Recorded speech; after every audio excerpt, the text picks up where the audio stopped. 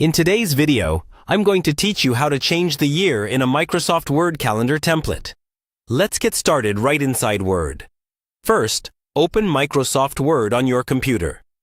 From the main screen, instead of opening a blank document, go to the area where you can choose a template.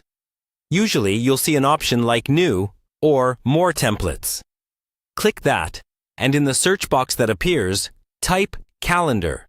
Word will show you a variety of calendar templates you can use. Take a moment to scroll through the options and pick a layout that suits your needs. Some calendars are monthly, some are yearly, and some have more design elements or room for notes. Once you've found one you like, click on it to open the preview window. In the preview, you should see some details about the template. This is where Word often gives you a simple way to change the year before you even create the document. Look for a box or a drop-down that lets you select the year.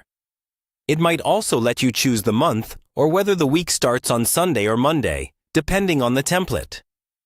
Change the year to the one you want your calendar to display.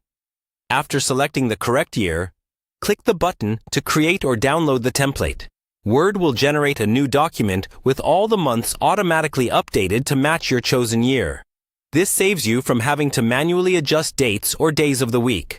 Once the calendar is created, scroll through the pages to double-check that each month shows the right dates. If something looks off, you can close the document without saving and repeat the process, making sure you pick the correct year in the initial settings. If you're using an older calendar template that doesn't offer a year selection box before creation, you may need to search again and pick a more recent or more customizable template. Most of the modern Microsoft templates support changing the year up front, which is much easier and more reliable than editing every date by hand. When you're happy with the calendar, go ahead and save the document to a folder where you can easily find it later. From there, you can customize fonts, add events, or print it out. And that's all there is to it. You've successfully changed the year in a Microsoft Word calendar template.